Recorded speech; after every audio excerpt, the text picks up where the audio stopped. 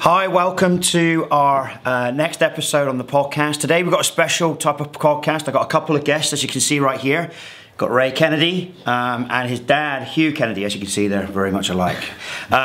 So today, really what we're going to talk about is college. And for those players that are looking for college, what is their next step? How can they get noticed? What's the best way of getting noticed? Etc., etc. So I'm going to introduce, first of all, Hugh. Hugh, how are you? I'm good, Anthony. How are you, sir? I'm doing just tickety-boo. So Hugh, to give you a little bit of a history on Hugh, Hugh's boy Ray actually was playing and training with us before he even became a competitive player at U11. So before Academy was even around, we had him playing and training with us, and then he came in as an under-11, and Hugh started diving into the world of soccer and started loving it, looking at every little thing he could to try and learn more about the game that his boy was falling in love with. So Hugh, throughout the time with Storm, helped us out. He's also the instigator and the architecture, I guess, and the planner of our current soccer practice facilities here in Waxahachie. He was one of our main guys in helping that come along and make that a reality. He was also on our board for many years, actually, until Ray had a one-year hiatus, until he realised that he had to come back to Storm just to make sure he was going to finish his career with us.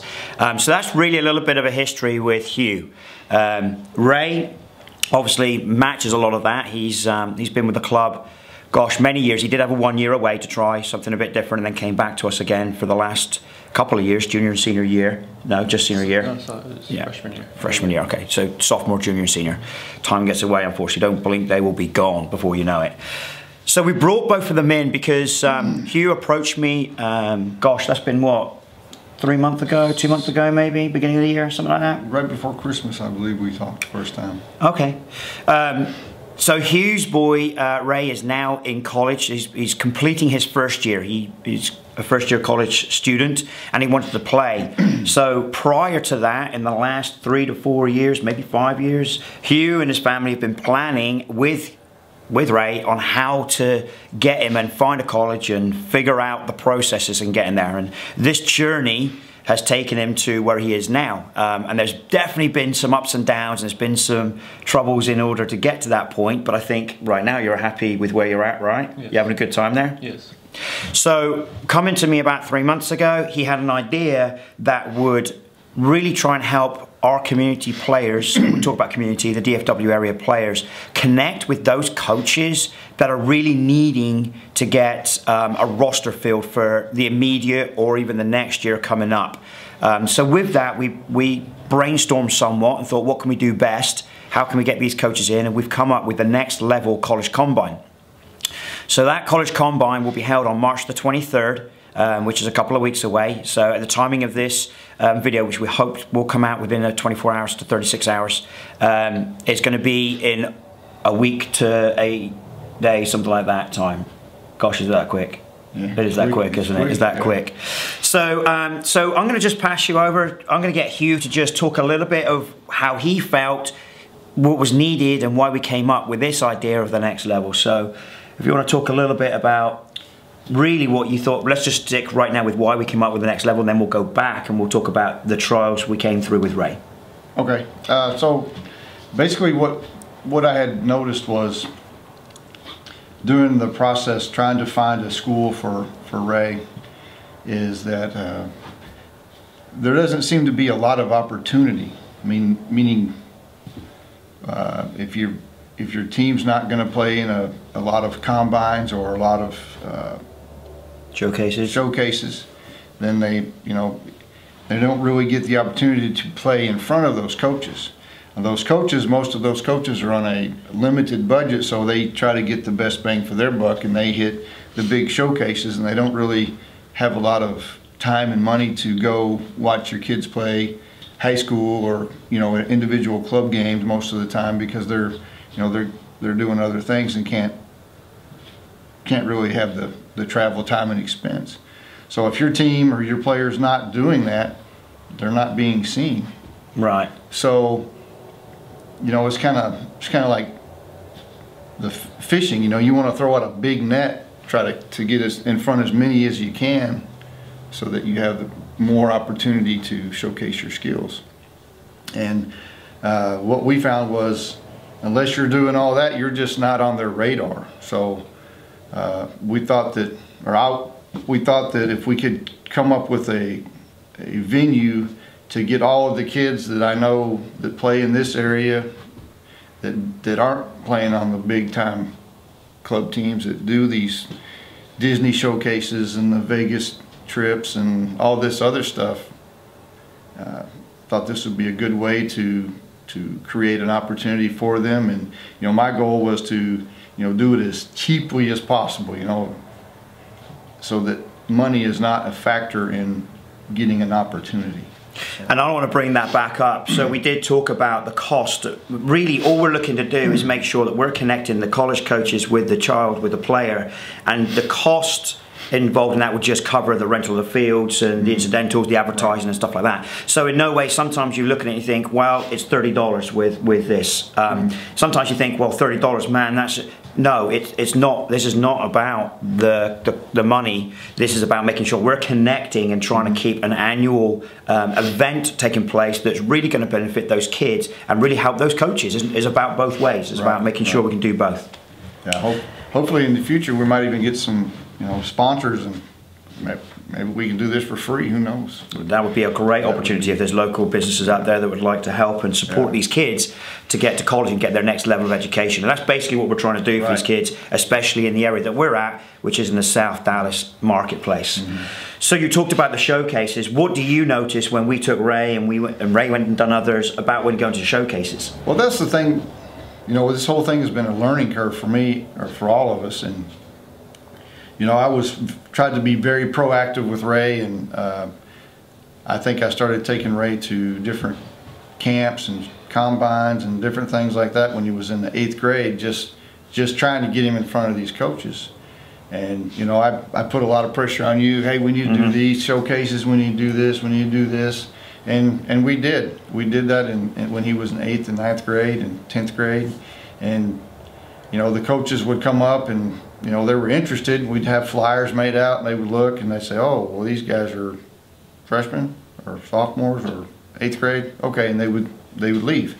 Most of the time they're looking for the seniors, and they might take a quick look at the juniors. But I feel like the mistake that we made was starting too early, if that's a mistake really. But we put a lot of pressure on Ray to email coaches and do all these things to try to get these coaches at these showcases to watch him play. And by the time he got to his junior year, which is like the year, that's the time, the end of your junior year, to start doing that, he was so burnt out on doing that, and doing it and not getting replies and not seeing results, and it's just like it was just real frustrating. Well, let's bring Ray into that. So your dad was saying that you started early, and I guess in your mindset and the age you were, and there's other things to be doing for a young lad as a freshman and stuff. What did you think about the whole process, when the very early start of it? I think it was very frustrating because, like you said, I get no responses. So like it kind of feels like you're not wanted. But again, there's those rules set and applied for colleges that can talk to players over text, call, email, like that. So it was just really frustrating. So what did you feel you were getting burnt out? I mean, your dad mentioned about maybe getting burnt out towards the junior and senior year and getting even more frustrated. What was the... I think it was a little bit of burnout, but also it was not just getting that reply. What's the point of sending an email when you're not getting that reply? It's kind of like that. Yeah, so sending something out there into space and just not getting it back, not getting it... Okay. Now, we're not going to want to throw anybody in there, but I think you also got some replies that they didn't even know who you were, right? Yeah. So that can happen as well. They don't really quite know who you are, and they might mistake you for somebody else, right? Right. Yeah, you had that one coach said, "Hey, we'll see you tomorrow, or see you next Saturday." You're like, "Oh, right. What time, coach?" "Oh, wrong Ray. Sorry." Yeah. So that happens as well, a lot, right? So there's a lot of things you can hear from there. From the parent side with Hugh, definitely in helping Ray with his journey, I guess we can say, to get into college, and wanting to help him and wanting to get him to think ahead. And then you hear from Ray, man, it's getting frustrating. We've been doing this for 3-4 years. What do we do? So I think in most cases, I think a lot of parents, when they get to that freshman, they're always looking. I know one of our other coaches, Robert Malloy, he's very active with Haley. I think they're going to East Texas Baptist University actually this weekend, but very, very proactive. But again, do we look at what the player and how frustrated he's going to be or she's going to be and where they want to go? So what did you have an idea of where you wanted to go? Where was like your top place you wanted to go? Well, I've always had a dream school. My dream school's always been Stanford. It still is now, but good. More realistic, it was like the SMUs, the local D1 schools. But like as a player, you realize that even though that's your dream, not everybody can go there. So you have to think more realistically, as like the D2s, the D3s, which is not a bad thing because there are some schools like JUCOs beat D1s. Like it's right. Division doesn't really matter. So was this your first choice? I think it came down to, it wasn't my first choice, it was like more of like the backside. Like I had all these choices and then they weren't really like looking out for me, and then I emailed the school I'm at now, which is Paris, and it kind of just filled in all the gaps that I needed and was perfect fit for me. So if you were looking at all of the decisions between, how many colleges were you picking between at the time? About 4. 4, so that's a good number. So all those 4 obviously fit your educational needs of what you want to do as a job. So let everybody know what you want to do. What do you want to be? I'm studying to be an engineer, either mechanical or civil. Haven't really decided that far yet, but that's what I'm planning to do. Super Brady. So so out of those 4, what really directed you to the one that you went with? Really, that's all money. Like that's the big issue. Like all the schools I had the programs I want to study engineering. But a lot of schools were D3 programs, which is the downside of them, because they're really costly. But the junior college level, it fit perfect for us because like we pay hardly anything for me to go to where I'm at now. And if we would have went to like the bigger schools, I would have been in $100,000 of debt once I graduated. So that's a good point right there. So he had 4 opportunities as a college. The college he chose to go with, and it's a JUCO, so it's a couple of years to get your associates out of it. So he's playing. And I think we can share with everybody, you're playing a lot. Yeah. How much game time are you playing a game? I start and play every game. There you go. Right, so he's starting and playing every game. Compared to a 4-year school where you've got a couple of years extra older kids, the juniors and the seniors, right. Possibly could play, possibly not. You don't know. Don't know what the game time is there. And I think the biggest thing is the financial commitment. So I don't know if we want to share, but if we do a ballpark figure maybe, just to help the viewer understand what kind of money we're looking at for a first-year JUCO. Well, okay, I can give you an example. Roughly $7,000 for a year is what it costs to go to a junior college. That's versus room, board, tuition, books. That's roughly $7,000 for the whole year.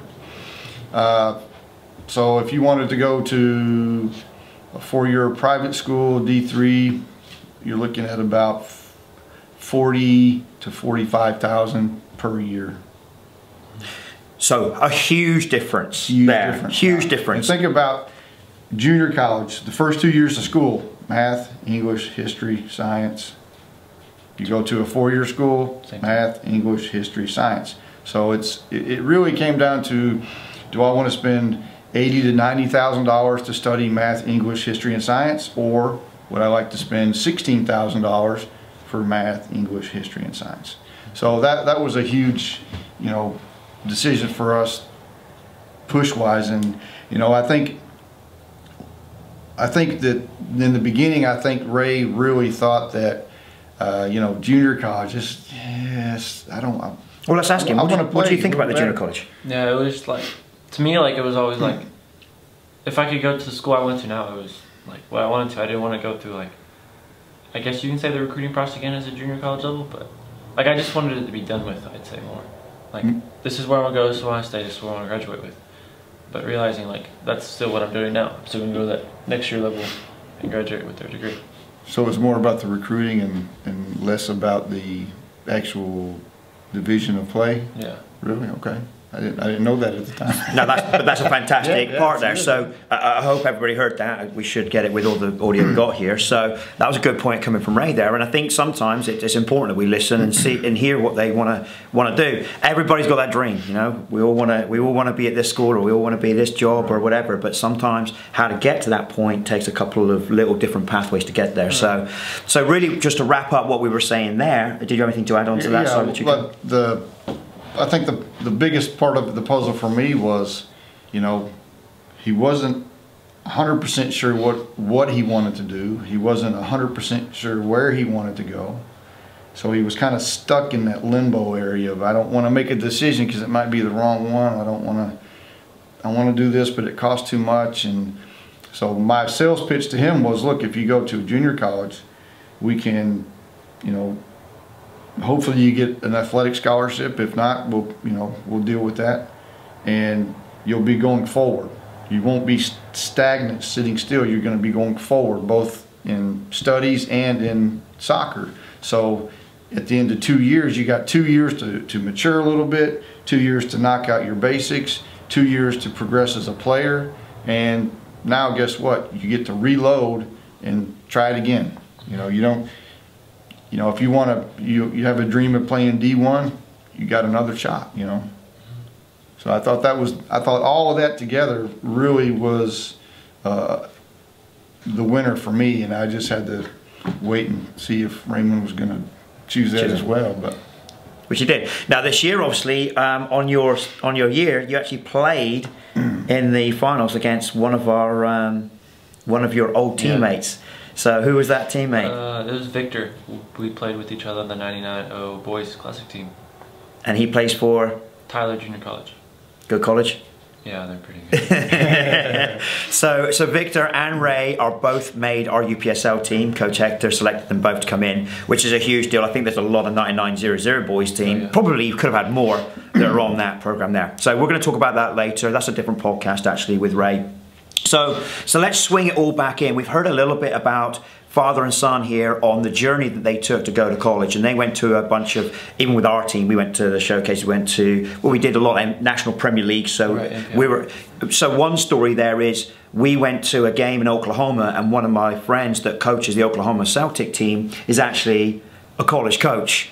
3 boys. He'd done the same this year to us with the 01 boys.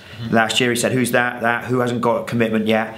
Even those games that we put our players in front of are opportunities for those players to get offers to go to these colleges. Right. So at no point that we just spoke here are we saying that a 4-year college or a 2-year college, one's better than the other. What we're trying to tell you is the pros and the cons for either one of them, and that, you know, to get to the final degree that you want, you don't have to go through a 4-year. But you can if you want to do that. Sure. But a junior college is just as acceptable if it's not thought of, because if you do want to play, you've got probably a hard chance, although I would turn around and say Travis and Justin also on your team have done a fantastic job this year with East Texas Baptist University. I went to watch their game play, and they played just in all of it, and if not Travis 80%, 85%. So there is, again, we're not trying to say either or. We're trying to give you a broader spectrum of, don't count out a junior college just because it says a junior college. I think sometimes the connotation is that it's not as good, but it can save you a lot of money, especially when players like this don't think about mortgages, which they might end up with in 10 years' time, and they've got you know, if they go to a big college, there's a chance they've got a mortgage payment right there without buying a house 5-10 years down the road. Don't make it too early, mine, Ray. Okay, So with that, bringing all that in, we wanted to make sure we do a lot in the club here, and we try and do a lot. It does take a lot of energy, and of course, it also takes a lot of different individuals within our club are trying to do different colleges. So it's very difficult to try and narrow down on one thing, which is why the next level process came about. And I would say, again, I've always wanted to do something in the club, but this was Hugh that came to us to see if we can do it. So what can we expect to see at the next level college combine? So, as we've said to you before, it's going to be on the 23rd of March. It's going to be at the beautiful Gateway Park, which is our home fields for the National Premier League. We play our National Premier League games there. It's all weather fields, so weather's not going to have much of an impact if any impact at all. And the weather looks pretty good for next week anyway. It looks great actually for next week. So we do start with the boys. The boys are going to be starting at 9:30 in the morning and they'll go through to 12:30. The college coaches will conduct the sessions, so they'll get the maximum look at you. And then we've got a 2 to 5 where the girls will then do theirs at the same location, Gateway Park in Fort Worth. Also, between the boys session and the girls session, there's going to be an impromptu coaches time. So if the players or the parents, like a Q&A. Yeah, Q&A. So if the parents or the players have questions about the process or about the school or about, you know, their individual programs or anything that they may have to ask, there's going to be coaches on standby to answer all your questions and kind of give you the rundown of what they expect and what they're looking for and you know what's the next step in the process. Good. So let's now point towards what we've been trying to do to try and match up why we're different to a lot of others. We've already told you it's $30, and really that $30 is to cover costs, literally cover the costs. Mm-hmm. So that really puts the onus on us to make sure we can be picky and choosy about who we're bringing in. And I don't mean that in a bad way, but what we mean by that is we want motivated college coaches that are coming into the combine with the one sole thought: we need players. We need to have players for the upcoming season, if not the next year coming up. So when the college coaches do register, they do give us a indication of what they're going to need in the boys program and what they need in the girls program with needs coming up. And I've been super surprised here with what's been coming in.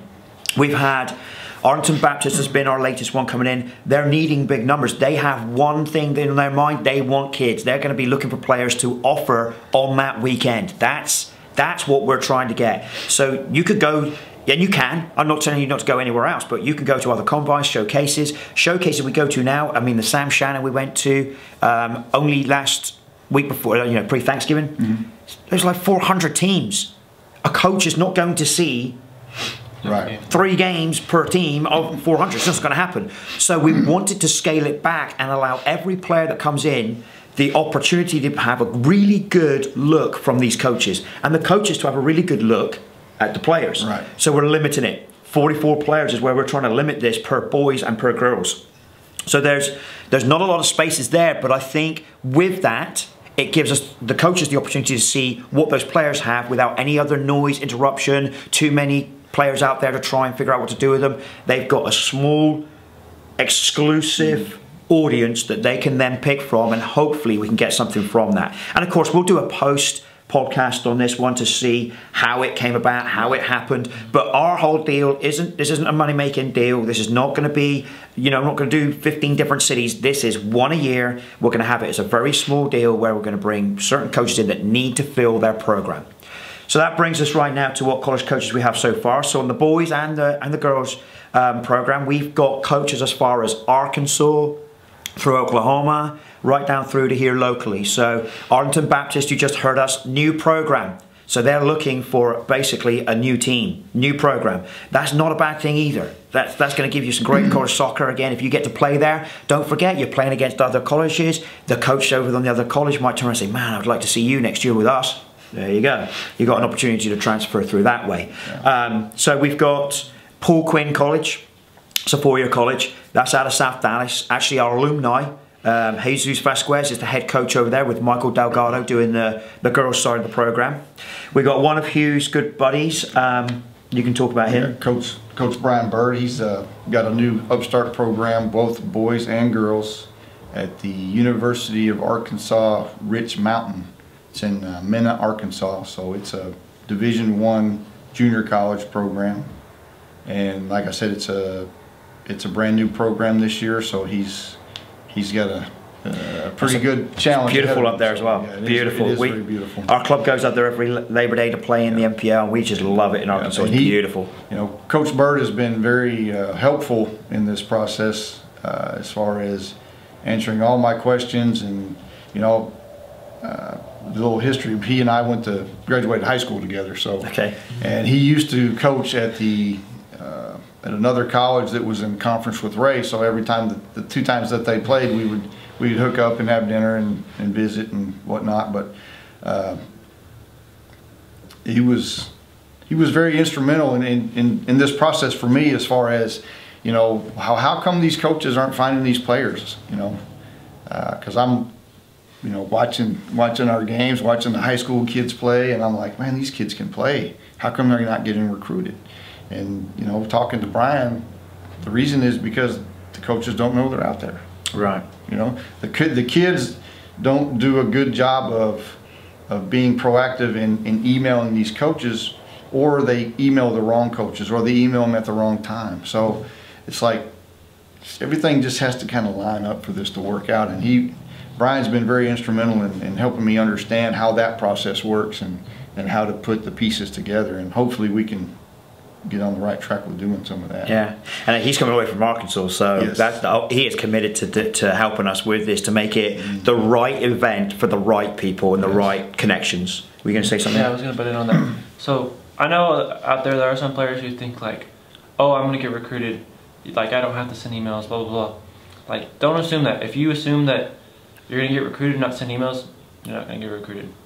Unless you're like the #1 player on ESPN, you're not going to get recruited. Send the emails. Send the emails. Send them. It's not going to hurt. The worst thing I can do is not respond. Right. So that's a good point. That's coming from a player, not me or not his dad. So that's some good information. So on top of that, University of Arkansas Rich Mountains, or Mountain Ridge, I don't know which way around it is called. You've got Eastfield, so we've got Mackey, Coach Mackey I deal with in the National Premier League. He's also doing the girls program at Eastfield with Paul Tate, so they'll be there. We just talked about Paul Quinn. That's going to be Michael Delgado and Jesus Vasquez. We have Jacksonville coming in. He was one of the first coaches to sign up. Yeah. So we've got a lot of coaches. We aim, again, around the coaches, we're aiming to 12 to 16 coaches. I think we've got room for a couple of more coaches coming in for the boys and girls program. So again, it's not a massive deal, but it is local. It is something that's very inexpensive, and it's an opportunity that you could get offered. Our plan, when we jotted this down on a piece of paper, our plan was that every kid that walks away from that, or close to every player, has an offer, is what our plan was. Now, we're only opening this to the junior and the seniors because, again, it's not about anything other than connecting people and connecting those coaches and those players. So you may think, well, I'm a sophomore. It's not going to stop you from signing up, but on that registration, you've got a junior and a senior mark putting down. Is it really going to benefit what we're bringing the coaches in and what you're going to come in? It'll give you an indication of what we're doing and what we're looking for next year, but we are really looking at those juniors and seniors, as we've been talking before, to get those people connected. So I'm super excited about it. Yeah. I'm nervous, don't get me wrong, because we've got to get all these people into one location at one time. If you want to sign up, and we urge you all to sign up, especially if you're even thinking or contemplating or hasn't made up a mind yet, or are still open to where to go and play and get an education, please go to our website, stormfootball.com. I'm going to put a link down below so you can go directly and register. If you're a college coach watching and you want to call me, you want to give us a PM, again, you can email. I'll put the email down below in the comments. Ask questions. We'll reply to you as quickly as we can. But this is a real good opportunity, and we want this to be annual. I'm not going to say it's going to be this time of the year every time. We're going to try and make sure that we really get the right timing, the right key down. Now, this is the end of our college series programs, if you like. In the fall, we have 2 other programs that the club puts on, and we call them workshops. So the first workshop is a financial workshop. We bring in a financial guy. He's an expert in that area that helps with understanding the ins and outs and the costing. You heard a little bit about the costing here. Also, he helps with what the scholarships out there are. Again, Hugh had mentioned, and I know Ray had got a couple of the scholarships there, or the help from the money side. So that's our first program that we do in the fall. Again, we'll be holding that this year. The second program is a workshop, and that's really on how to use the tools that we have within the club. So one of the biggest things I found was that when we have players in and we're talking to them in July, we have all these tools. We have a video analysis tool, the Huddle program.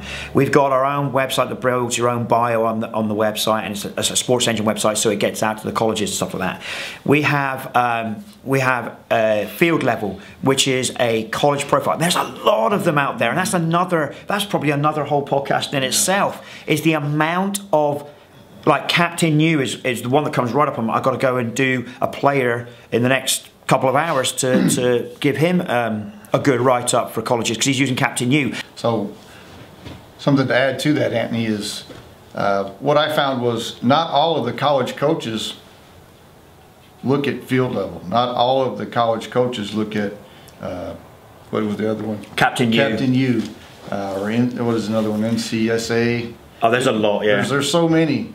So that's part of the battle too. Is you invest all this time and energy into putting this profile together on one profile page, and the coaches that you're trying to get their attention don't even look at it. So I would say a good thing to do is the coaches that you're interested in or the programs that you're interested in, send that coach an email and say, hey, what profile pages do you look at? Every college coach that I came across during this process, I asked them what profile page you look at. Most of them said, we don't look at them. So, but now things are starting to change. If you start to look at the field level, when Raymond was in high school, we put all his stuff together, and that was the best one that we found was the most action from that. We had a coach from Ohio actually called his high school coach, called his club coach, Anthony, called his pastor. I think he called a couple of other people too to get a sense of what kind of a player he was and what kind of a young man he was. And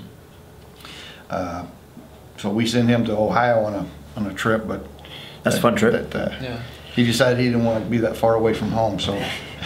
So let me go back on some of those things. And again, it is another podcast we probably need to go in more depth into. But on the field level, we by no means are sponsored or told to sell or anything else. However, for me, again, as a club coach, as a high school coach, I've coached high school as well, you're on all of these different platforms. Field level, without a doubt, has been the best one. And the reason there's a difference in the field level, and I always look for that difference, is that you can have club coaches, you can have, just like Hugh said, your club coach, your school coach, they can all give recommendations on there which a college coach is going to take good advice from, because nobody can see it. Right. It's a blind, I'm writing it, but Ray can't see it. Parents can't see it. I always give them my phone number, so when I'm contacting that college, if Ray had reached out to a college coach and they reach out to me, I'm in the process, and that helps. If you're in the process, it helps. We have a couple of players in our O1 boys team that are on field level, and they're I'm involved much more in helping with them. Even though they're the ones going out and finding the college coaches the colleges they want to go to, I can be part of the process, and I can really give some glowing references and let the coach know, hey, this is what I think. He's been this, he's that. He comes to practice all the time. He's dedicated. He's got everything, and I can write truthfully what I'm trying to do for that player without fear of somebody reading it and thinking, man, or whatever. So we'll talk. I think there'll be another one there where we need to come in and probably talk about that kind of stuff. I don't want this to go on too long. The main deal is, we want to make sure that everybody knows about our next level college combine. It's going to be in Fort Worth, Gateway Park, beautiful synthetic fields. Our home field when we go and play MPL there, and we do our tryouts for UPSL there. 9:30 to 12:30 is the boys. Registration, please get there 9 o'clock for registration. Make sure you register online. Girls 2 to 5. Again, register online. I'm going to put the links down below. So please go there. If you've got any questions, don't hesitate to contact me. So from Hugh, Ray, peace out.